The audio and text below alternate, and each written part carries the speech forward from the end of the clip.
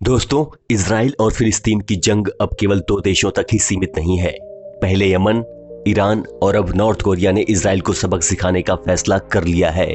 लेकिन इजराइल का दिमाग अभी भी सही नहीं हुआ है और इसीलिए अब फिलिस्तीन के साथ हाथ मिलाकर अल्जीरिया ने इजराइल के साथ जंग का ऐलान कर दिया। और ये कोई धमकी देने वाली बात नहीं है, बल्कि अल्जीरिया ने बाकायदा अपने पार्लियामेंट में वोटिंग करके इजराइल के साथ जंग करने का फैसला लिया। ऐसे में अगर अल्जीरिया जंग में उतर आया तो क्या होगा, उसके पास कितनी ताकत है और क्या अल्जीरिया इजराइल को हरा पाएगा, चलिए जानते हैं। दोस्तों, गाजा में अस्पतालों से लेकर स्कूल कॉलेजों तक इजराइल की एयर स्ट्राइक ने पूरी दुनिया का आक्रोश बढ़ा दिया है। तभी तो नॉर्थ कोरिया जैसा देश, जिसका तानाशाह इतना सनकी है कि वो कभी भी विश्व युद्ध करवा सकता है, वो तक इजराइल के खिलाफ खड़ा हो गया है। सभी ने अपनी बातों से फिलिस्तीन का समर्थन किया और इजराइल को चेतावनी दी। पर अल्जीरिया ने तो इजराइल के खिलाफ जंग लड़ने के लिए अपने पार्लियामेंट में वोटिंग तक करा दी। असल में अगर किसी देश को किसी दूसरे देश से जंग करनी होती है तो उसे सबसे पहले पार्लियामेंट में प्रस्ताव को पास करना होता है।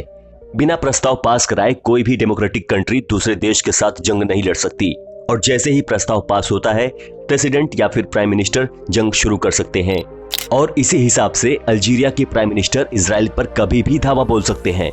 उत्तर अफ्रीका में मौजूद अल्जीरिया को आप बिल्कुल भी कमजोर देश मत समझिएगा, इसका इतिहास बहुत ही शानदार है।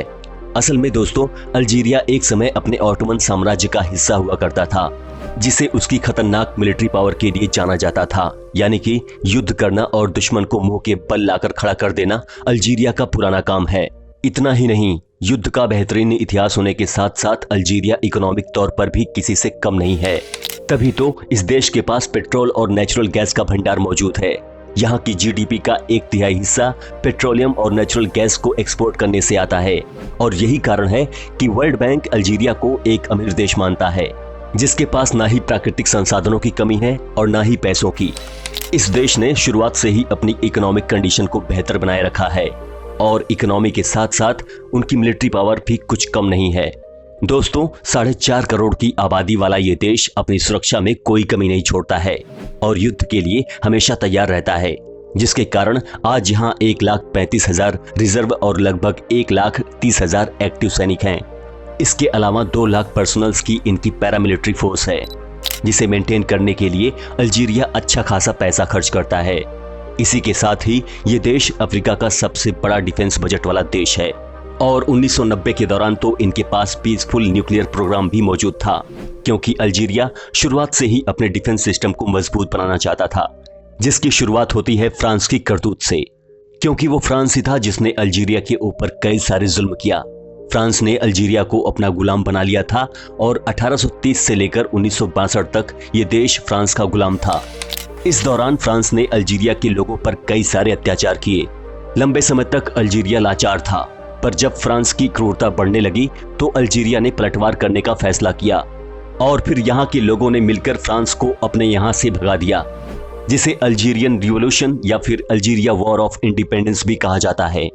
पर दोस्तों, अल्जीरियन लोगों के लिए आज़ादी की लड़ाई लड़ना इतना आसान नहीं था। फ्रांस एक बहुत ही मजबूत देश हुआ करता था। अल्जीरिया में अपनी हुकूमत चलाने के दौरान फ्रांस के सैनिकों ने लगभग 5 लाख अल्जीरियन लोगों की जान ले ली और इसी हादसे ने यहाँ के लोगों का खून खौला दिया, जिसके बाद इन्हें हारना मंजूर नहीं था। 1954 से लेकर 1962 तक ये लोग लगातार फ्रांस के खिलाफ अपनी आज़ादी की लड़ाई लड़ते रहे और 8 सालों के लंबे इंतजार के बाद अल्जीरिया ने फ्रांस के खिलाफ ये जंग जीत ली और उसे अपने देश से भगा दिया। लंबे समय तक खुद को बचाने के लिए अल्जीरिया ने जो जंग लड़ी, उसने यहाँ के लोगों को सेल्फ डिफेंस में माहिर बना दिया और तभी से अल्जीरिया ने यह फैसला कर लिया कि वो अपनी मिलिट्री पावर को इतना मजबूत बना देगा कि कोई भी देश उसके ऊपर आंख उठाकर भी नहीं देख पाएगा। किसी की भी अल्जीरिया के ऊपर हुकूमत करने की हिम्मत नहीं होगी। दोस्तों, आंकड़ों की माने तो अल्जीरिया एक छोटा देश होने के बावजूद ये दुनिया का 26वें नंबर का सबसे ताकतवर देश माना जाता है और इजिप्ट के बाद ये अफ्रीका का सबसे ज्यादा ताकतवर देश है। यहाँ तक कि ये दुनिया के सर्वश्रेष्ठ तेल उत्पादन करने वाले देशों में भी शामिल है। और दोस्तों, जब से रशिया यूक्रेन के बीच की जंग शुरू हुई है, तब से यूरोप तेल और गैस के लिए अल्जीरिया पर बहुत ज्यादा डिपेंडेंट है। यूरोप के ज्यादातर देशों में नेचुरल रिसोर्सेज अल्जीरिया से ही आते हैं। इसी कारण अपने शानदार इतिहास और मिलिट्री पावर के लिए मशहूर अल्जीरिया पिछले 1 सालों से काफी सुर्खियां बटोर रहा है। वैसे दो देशों की इस जंग में अल्जीरिया इसलिए भी अपनी भागीदारी दिखा रहा है क्योंकि उसे मालूम है कि यही सही मौका है दुनिया को अपनी ताकत दिखाने का। अभी तक जिस अल्जीरिया को लोग केवल उसके नेचुरल रिसोर्सेज की वजह से पहचानते थे, आज वही अल्जीरिया अपनी ताकत दिखाने को तैयार है। और अगर मिलिट्री पावर की बात की जाए तो ये देश किसी से भी कम नहीं है, जिसके पास 1105 टैंक्स मौजूद हैं जो दुश्मन देश की हालत खराब कर सकते हैं। और इसी के साथ ही इनके डिफेंस सिस्टम में 314 towed artillery, 146 self propelled artillery और 194 रॉकेट आर्टिलरी भी शामिल है। और दोस्तों, अल्जीरिया के पास जो हथियार हैं वो ज्यादातर रशिया के ही हैं, क्योंकि इस देश का झुकाव वेस्टर्न देशों के मुकाबले रशिया और सोवियत यूनियन की तरफ हमेशा से ही रहा है। इसलिए इन्होंने अपने डिफेंस मैकेनिज्म को मजबूत बनाने के लिए यहाँ से ज्यादातर हथियार मंगवाए हैं। इनके पास रशिया का T-90 सास टैंक है जो दुनिया की सबसे खतरनाक टैंक्स में से एक है। और रशिया की 9K720 बैलिस्टिक मिसाइल भी अल्जीरिया के पास है जो सुपरसोनिक स्पीड से दुश्मन पर हमला कर सकती है। इस रशियन मिसाइल में न्यूक्लियर वेपन्स को भी लगाया जा सकता है, जिससे आप मिसाइल की ताकत का अंदाजा लगा सकते हैं। हाँ, वो बात अलग है कि अल्जीरिया के पास न्यूक्लियर वेपन्स नहीं है, पर बाकी एरिया में ये देश काफी बेहतर है। जैसे कि अल्जीरिया की नेवी दुनिया की 15वीं सबसे ताकतवर नेवी है, और इसका ताकतवर होना इसलिए भी जरूरी है क्योंकि अल्जीरिया के उत्तर में पश्चिमी मेडिटेरेनियन सी है, जिस कारण यहाँ की नेवी स्ट्रांग नहीं होगी तो अल्जीरिया सुरक्षित नहीं रह पाएगा। वैसे इस देश की नेवी को ताकतवर बनाने के पीछे किसी और का नहीं बल्कि सोवियत यूनियन का ही हाथ है। आज अल्जीरियन नेवी के पास 30,000 एक्टिव सैनिक और 201 वॉरशिप के अलावा 5 फ्रिगेट्स, 6 कॉर्वेट्स, 6 सबमरीन और 25 पेट्रोल बोट्स हैं। कोई भी देश अल्जीरिया से पानी के रास्ते बिल्कुल भी टक्कर लेने वाला नहीं है, क्योंकि इनके पास दुश्मन के जहाज को तबाह करने वाली Russian KH-35 anti ship cruise missile तो है ही, उसके साथ ही कई सारी एंटी मिसाइल हैं जो बड़े आराम से सबमरीन से ही लॉन्च हो सकती हैं। और दुश्मन से अपना बचाव करने के लिए अल्जीरिया के S-400 डिफेंस सिस्टम होने का भी अंदाजा लगाया जा रहा है। हालांकि इसका अभी कोई आधिकारिक प्रमाण नहीं है।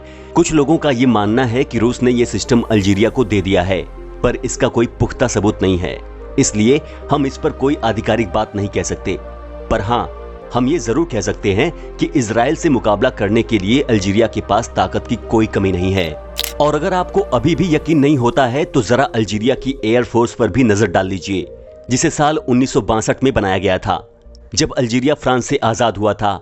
और तब से लेकर अब तक अल्जीरियन एयरफोर्स ने अपनी ताकत को कई गुना बढ़ा लिया है।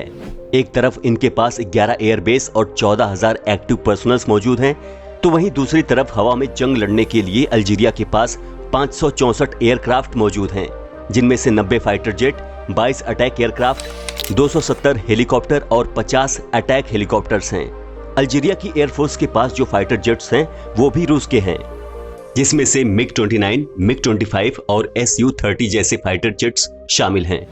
और अल्जीरिया रूस के कुछ और ताकतवर फाइटर जेट्स भी खरीदने की पूरी तैयारी कर रहा है, जिसे बनवाने का ऑर्डर भी दे दिया है। अब अगर इन सारी चीजों को देखा जाए तो अल्जीरिया किसी से भी कम नहीं है। उसे न केवल जंग लड़ने का एक्सपीरियंस है, बल्कि उसके पास जंग जीतने के लिए रिसोर्सेज भी मौजूद हैं, जो इजराइल की हालत खराब कर सकते हैं। इसलिए इजराइल के पास अभी भी मौका है वो सुधर जाए, क्योंकि अभी तो बस अल्जीरिया ने जंग का ऐलान किया है, जंग करना शुरू नहीं किया है। पर एक बार अगर अल्जीरिया जंग में उतर गया तो इजराइल के लिए बचकर निकल पाना मुश्किल हो जाएगा और ये देश बर्बादी के गड्ढे में घुस जाएगा, क्योंकि केवल अल्जीरिया ही नहीं बल्कि साउथ कोरिया, यमन और ईरान जैसे ताकतवर देश भी इजराइल के खिलाफ खड़े हो गए हैं।